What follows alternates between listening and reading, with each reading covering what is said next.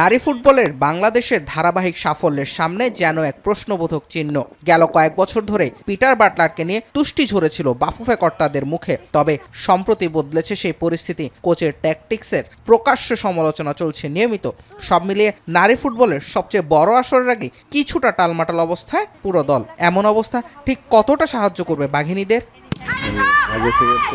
সাবেক ফুটবলারদের পরামর্শ, এই মুহূর্তে সবকিছু পেছনে ফেলে মাঠের খেলাতেই নজর দেওয়া উচিত মেয়েদের।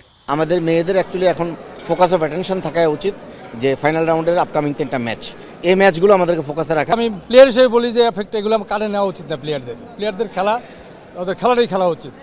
আর আদার্স যেগুলো আছে এগুলো ফেডারেশন দেখবে, আর কর্মকর্তারা ফেডারেশন কর্মকর্তা দেখবে। পিটার বাটলারের হাইলাইন ডিফেন্স নিয়ে গত কয়েক মাস ধরেই চলছে নানা সমালোচনা। দেশের ফুটবলের কিংবদন্তি তারকা কায়সার হামিদ অবশ্য দিয়েছেন ভিন্ন পরামর্শ। যখন মাঠে খেলা হয় আমরা কিন্তু অনেক বড় বড় ম্যাচ খেলেছি, অনেক সময় আমরা কোচে কি ফরমেশন দিল সেটা কিন্তু আমরা ধারধারি না, ওগুলি মাথার থেকে। আমার কথা হলে আমি কাউকে ঠেকাবো, আমার এগেনস্টে চিমা খেলছে, আমার এগেনস্টে অনেক বড় বড় স্ট্রাইকার খেলছে, আমার কথা হলে ওরে আমি গোল দিতে দেবো না, সোজা কথা। আমি আমার টেকনিকে আমি খেলে যাবো।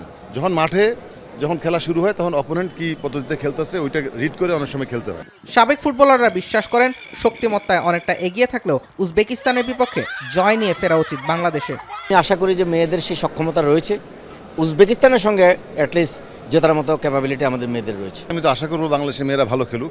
উজবেকিস্তানের মেয়েরা তো এমনি ফিজিক্যালি তারা অনেক ভালো, তাদেরকে টেকনিকে পরাজিত করতে হবে। তো এই ক্ষেত্রে আমি মনে করবো যে আগে নিজেদের আখের গোছায়, নিজের ঘরকে, যাতে আমরা গোল না খাই, এই স্ট্র্যাটেজিতে যদি খেলে যে আমি গোল খাবো না, সুযোগ পাইলে আমি গোল দিব। এশিয়া কাপে বাংলাদেশের প্রথম ম্যাচ শক্তিশালী চীনের বিপক্ষে। দেশের সাবেকদের প্রত্যাশা বর্তমান চ্যাম্পিয়নদের বিপক্ষে ইতিবাচক মানসিকতা নিয়ে খেলতে নামবে পিটার বাটলারের দল। জুবায়ের আহমেদ, এখন, ঢাকা।